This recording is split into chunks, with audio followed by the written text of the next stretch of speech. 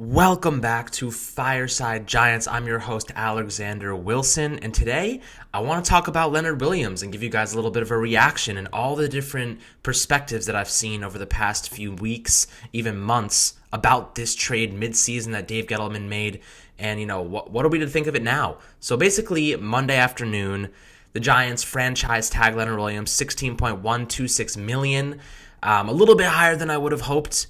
That's first and foremost. I see him in the 10 to 12 million range.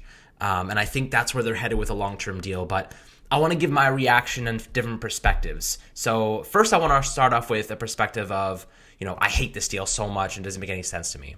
So people that are saying they don't like the deal start off with 0.5 sacks. He is not going to produce sacks at the level that you'd hope an outside linebacker or defensive end would. But here's my reaction to that and why it doesn't make any sense. Leonard Williams is the most overrated player I think I've ever seen. The Jets don't even want him. The Jets are trying to get rid of him. Dave Gettleman picks up the phone, calls Mike McGagnon, and asks him, what do you want for him? And Mike is like, third round pick, no problem. We'll send him your way. And Dave Gettleman's, why don't we throw in the fifth or fourth rounder for you, depending on when we sign him? Mike's like, absolutely, let's do it. I'll throw you a favor down the line. Leonard Williams doesn't have sacks. He doesn't get sacks. He's 0.5 sacks. Why would we even want a guy that can't, get to the quarterback and make sure he's on the floor? That's the first and foremost. He should be able to get those type of sacks. That's what he was drafted number 6 overall for back a few years ago. And, we're looking at him. His quarterback hits aren't even that high. I mean, let's look at last season. He had 11 in total for the Giants in 8 games. And 16 overall during the season. 16 quarterback hits over 2 teams. And he had 46 overall combined tackles. And he's known to be stopping the run. Why aren't his tackles high enough? The Giants gave away the 6th overall pick. That pick can be allocated towards a better, Chase Claypool or a better player at any position. Just giving away value like that doesn't make sense. A 3rd and a 5th round pick, why would we ever do that? That makes no sense. Dave Gettleman should be fired. Okay, so that's my perspective from hating that trade. I get why people don't like it. The sack numbers don't really make sense. But again, I'm going to give you a perspective from the angle that, who like this trade and why it makes sense. So here we go.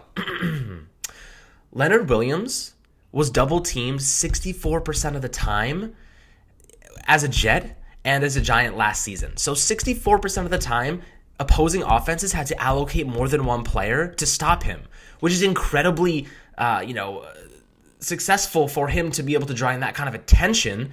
He gives a lot of other players a room to grow and develop and actually reach their peak abilities. And that's why you bring in a player like that. $16 million for a 1-year deal. Like, what's the problem with that? They're going to extend him anyway. The deal is not, the franchise tag is not meant to keep him for 1 year. It's meant to extend him at 10 to 12 million and give him high guarantees so that he can make up that extra lost money anyway.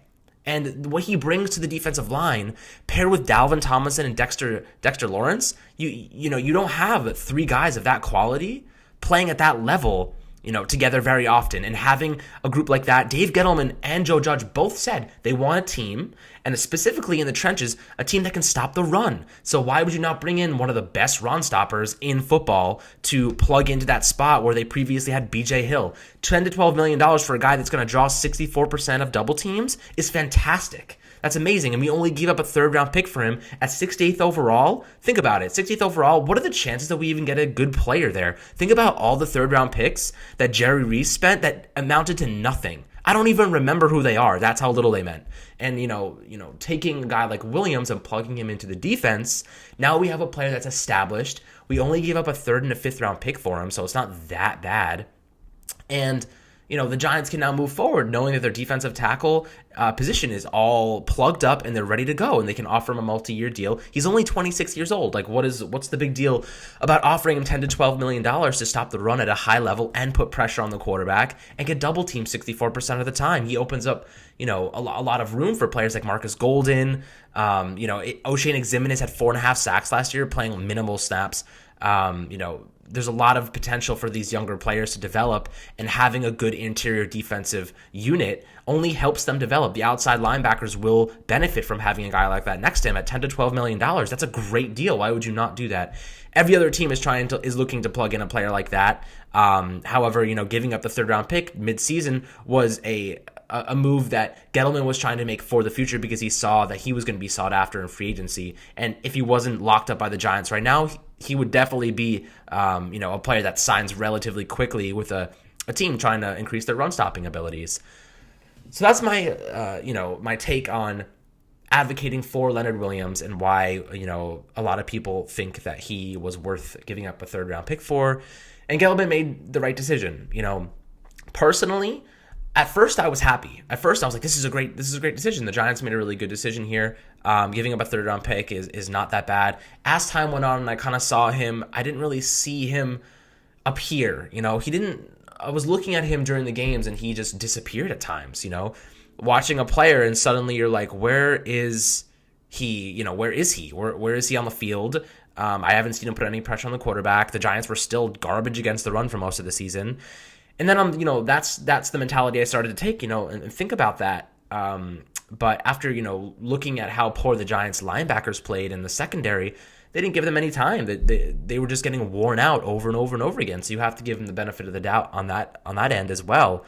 But I think that Leonard Williams is a good player. He's a good player that hasn't reached his peak potential yet. He was studying with Richard Seymour over the break, over the offseason a few weeks ago, to make it look like, he was doing some good stuff, and I'm sure he was. But overall, he is a quality player that will benefit the Giants in the long run. $10 to $12 million for him is not that bad. Obviously there are really good players like Jadeveon Clowney and, Byron Jones, who are going to command a lot of money in free agency.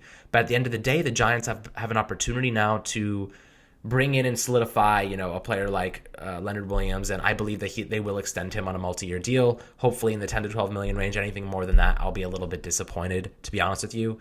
But that's kind of my take on him. Like, I think it's a good move, but it was a really risky move by Dave Gettleman. He took a huge risk by doing that to see how he fit in the Giants, and bring that, he has control over him right after he makes that trade. He can place the franchise or transition tag on him, and it's clear to me that him and Joe Judge feel the same way, and they both really like what he brings to the table. So, we have to trust them now. It's all about trust.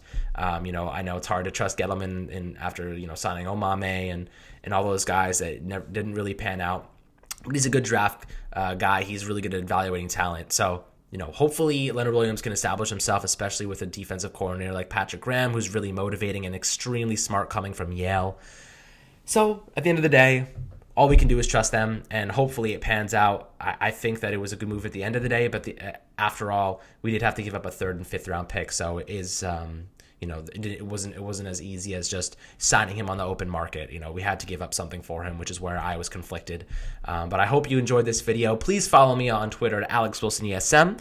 It was a pleasure as always, and I hope you guys enjoy the rest of free agency and have an amazing day. Stay healthy and safe out there, everybody. I know, with coronavirus going around, it's a little scary, but I hope everyone's doing really well, and I hope to see you guys next time. Please make sure to leave comments below. I'd love to talk to you guys as always. Tune in for the next video.